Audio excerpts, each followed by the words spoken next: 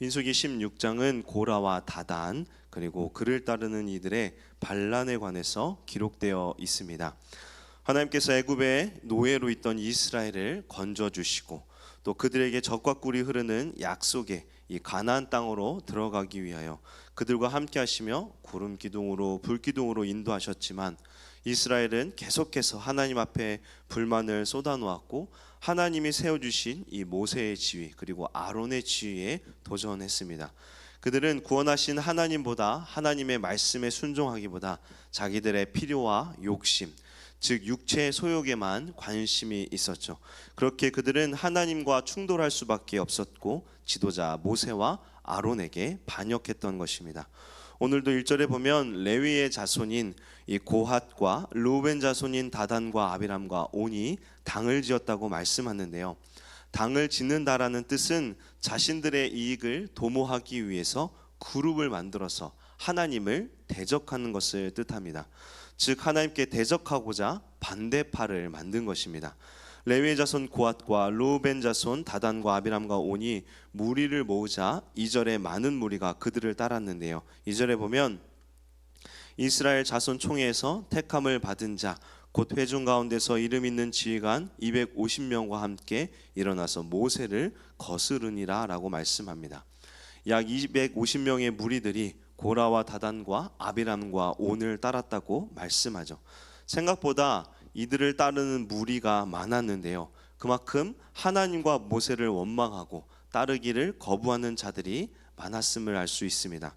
그들은 자신들이 당을 지은 이유에 대해서 3절에 이렇게 말하는데요. 3절에 보시면 그들이 모여서 모세와 아론을 거슬러 그들에게 이르되 너희가 분수에 지나도다. 회중이 다 각각 거룩하고 여호와께서도 그들 중에 계시거늘 너희가 어찌하여 여호와의 총회 위에 스스로 높이느냐. 고라와 그 무리들은 모세와 아론이 지나치게 이 월권 행위를 하고 있다고 주장하는데요. 특히 이들은 아론과 그의 후손들에게만 제사장직이 허락된 것에 대하여 불만을 표하며 이스라엘 모두가 여호와의 거룩한 백성들로 이 모두가 제사장 직분을 수행할 자격이 있다고 주장하는 것입니다. 그러나 고라와 그의 무리들이 주장하는 것은 옳지 못한데요. 왜냐하면 모세와 아론은 하나님께서 택하여 세우신 지도자요 제사장이기 때문입니다. 물론 하나님께서 이스라엘 민족을 거룩한 백성으로 삼으시고자 그들을 애굽에서 부르셨고 하나님과 언약을 맺었지만 하나님께서는 각자에게 직분과 사명을 주셔서 하나님을 섬기고 그 공동체가 하나 되기를 원하셨습니다. 모두를 거룩한 제사장으로 부르지 않았다는 것이죠. 과거에 고라처럼 이 직분과 지위에 대하여 도전한 사례가 한 번 더 있었는데요.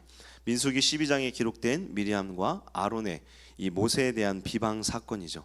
모세가 구스 여자 에디오피아 여자를 취한 것으로 모세 누나인 미리암과 아론이 모세를 비방하며 이렇게 말하는데요. 민수기 12장 2절에 보시면 그들이 이르되 여호와께서 모세와만 말씀하셨느냐 우리와도 말씀하지 아니하셨느냐 하매 여호와께서 이 말을 들으셨더라. 미리암과 아론은 자신들도 모세와 같은 신적 권위와 특권을 가지고 있다고 주장했습니다. 그러나 이 도전에 대한 결과가 어떻게 됐습니까? 하나님께서 미리암과 아론을 책망하시고 심판을 내리사 미리암이 문둥병에 걸리게 됩니다. 미리암과 아론은 그저 모세 한 사람을 비방하고 그 권위에 대하여 반대했겠지만 그것은 곧 모세를 세우신 하나님에 대한 도전과 반역이 되는 것이며 하나님의 징계를 결코 피할 수 없게 되는 것입니다. 이 고라와 그의 일당들은 이러한 사건을 분명히 경험했음에도 불구하고 왜 똑같은 일을 저지르고 있는 것일까요? 내일 본문에서 살펴보겠지만 지금 이스라엘 백성들은 모세와 아론의 지도력에 매우 큰 원망과 실망을 가지고 있었습니다. 왜냐하면 가나안 정탐을 통해 가나안 땅이 매우 좋은 땅인 것은 알았지만 그곳에 거주하는 민족들은 감히 이스라엘과 견줄 수 없을 정도로 매우 뛰어난 용사들이었죠. 하필 모세의 지도 아래, 사실 하나님께서 인도하신 것인데요, 이 모세의 지도 아래 들어가는 가나안 땅이 애굽과 비교하면 차라리 애굽에서 노예로 사는 것이 더 낫다고 여길 정도로 너무나도 위험한 땅이었던 것입니다. 그래서 전쟁하면 무조건 전멸당할 것 같은 가나안 땅으로 인도한 이 모세를, 그리고 아론을 원망하였고, 새로운 지도자를 뽑아 애굽으로 돌아가고자 했지만 하나님께서 이스라엘 백성에게 진노하시고 그들에게 재앙을 내리시고자 합니다. 하나님께서 진노하신 이유가 무엇입니까? 이들이 모세와 아론을 원망하고 반역했던 것이 아니라 모세와 아론을 세우고 인도하신 하나님을 원망하고 반역한 것이기 때문이죠.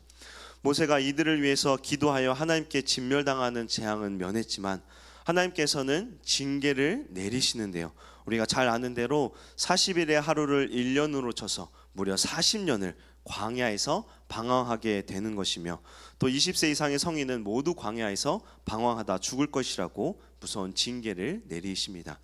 이 말씀을 듣고 이스라엘 백성들이 회개하고 돌이키는 것이 아니라 다시 하나님의 말씀에 반역하며 가나안에 올라가 전쟁을 벌여 패하게 됩니다.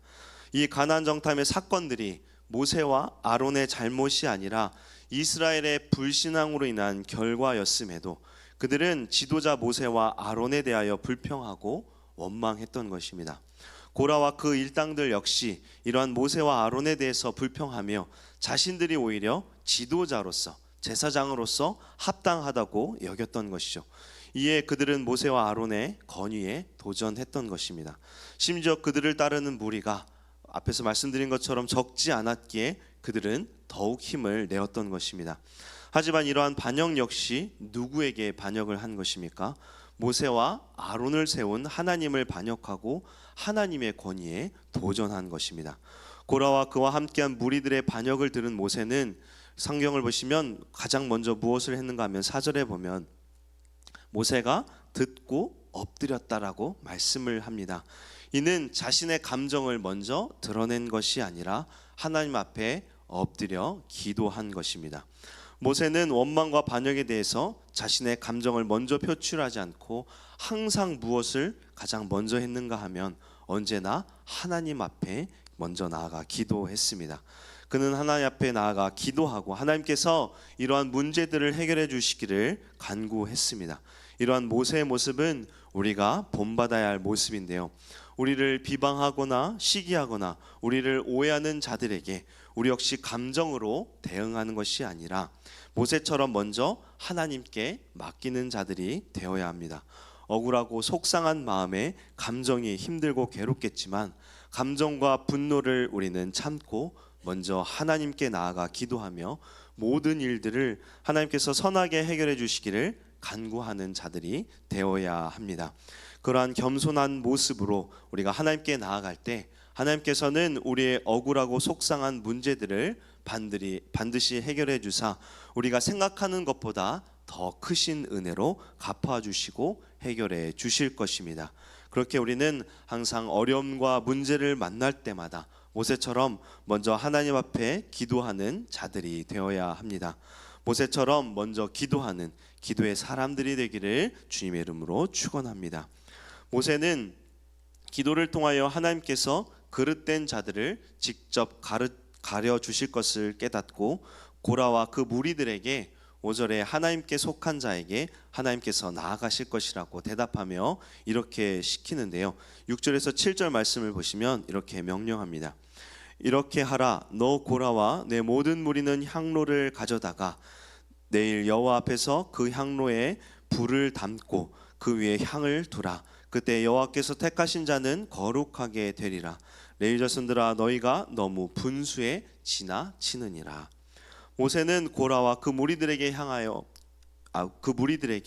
향로를 가져다가 다음날 아침에 설하고 명령하는데요, 제사장은 아침과 저녁으로 이 번제단의 불을 향로에 담아 성소 내 분향단에 향을 불사름으로써 하나님께 가까이 나아갔습니다. 이는 제사장의 거룩한 임무로 불경건한 자가 이 일을 진행하면 레위기 10장의 말씀처럼 나답과 아비후처럼 하나님 앞에 죽임을 당하게 됩니다. 그렇게 향로는 반드시 이 하나님의 거룩한 사람으로 인정된 사람만 그 불을 가지고 하나님께 나아갈 수 있었고, 모세는 이 일을 통해서 누가 하나님 앞에 합당한 제사장인지, 하나님께서 누구의 향로를 택할지 내일 확인하자는 것입니다. 그러면서 모세는 7절 하반절에 레위 자손들아 너희가 너무 분수에 지나치느니라 라고 고라가 내뱉었던 이 동일한 말로 그들을 책망하는데요. 이는 진정한 여호와 앞에 분수에 넘치게 행동하는 자가 누구인지, 누가 탐심에 눈이 멀었는지를 모세가 지적하는 것입니다. 그러면서 9절 10절에 모세는 반역에 가담한 고라와 그의 무리들을 책망하며 이렇게 말씀하는데요. 9절 10절 말씀인데요. 우리 2절 말씀 우리 함께 스크린 보시면서 함께 말씀 읽겠습니다. 이스라엘의 하나님이 이스라엘 회중에서 너희를 구별하여 자기에게 가까이 하게 하사 여호와의 성막에서 봉사하게 하시며 회중 앞에 서서 그들을 대신하여 섬기게 하심이 너희에게 작은 일이겠느냐.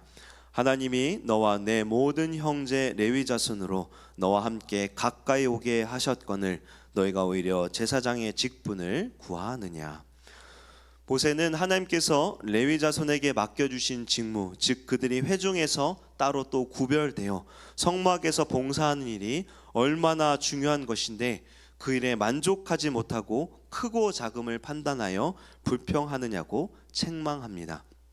고앗 자손에게 주신 임무가 무엇입니까? 하나님께서 고앗 자손에게 지성물을 운반하는 일을 맡기셨는데요.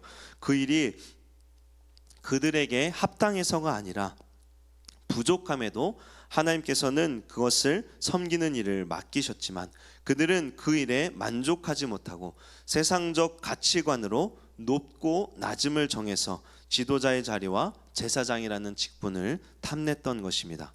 우리는 하나님의 일 앞에 교회 공동체 안에서 높고 낮음, 더 중요하고 덜 중요한 직분과 은사가 없음을 알아야 합니다. 세상은 높고 낮음을 정하여 높은 것을 얻고자 노력하고 또 자격을 따지지만 하나님은 그러한 세상의 가치관으로 하나님의 나라와 교회 안에 질서를 정하신 것이 결코 아닙니다. 목사라고 장로라고 권사라고 과연 더 높을까요? 그렇지 않습니다. 하나님께서는 영적 질서를 위해 직분을 나누셨고 또 은사들을 부어 주신 것입니다. 모두 똑같고 같고 다만 영적 질서를 위해 직분과 은사를 각각 다르게 주신 것뿐입니다. 그렇게 우리는 우리가 부족함에도 우리로 주님의 교회를 섬기도록 허락하신 이 직분과 은사에 마땅히 감사하며 겸손하게 섬기는 자들이 되어야 합니다. 그리고 다른 직분과 은사를 가진 이를 우리가 비방하고 질투하는 것이 아니라 서로 겸손하게 섬기며 서로를 돌아보고 교회가 하나 되도록 성령 안에서 힘쓰는 믿음의 사람들이 되어야 할 것입니다. 오늘도 우리를 주님의 은혜의 자리로 불러주시고 귀한 직분과 은사를 주신 하나님의 은혜 항상 감사하며 주님과 교회를 겸손하게 섬김으로 주의 영광을 온전히 드러내는 우리 모두 되기를 주님의 이름으로 축원합니다. 함께 기도하겠습니다. 은혜의 주님, 오늘도 우리로 민수기 말씀을 통해 우리의 모습을 돌아보고 주님을 바라보게 하시니 감사합니다. 하나님께서 우리를 구원하시고 직분과 은사를 주신 것이 우리의 자격과 능력이 마땅해서가 아니라 주님의 은혜임을 고백합니다. 우리는 부족하고 연약하지만 하나님께서는 우리에게 직분과 은사를 주셔서 교회를 섬기게 하셨습니다.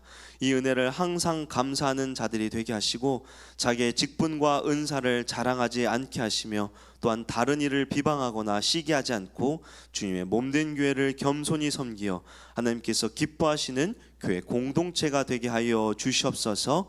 감사드리며 우리를 죄에서 구원하신 예수 그리스도 이름으로 기도합니다. 아멘.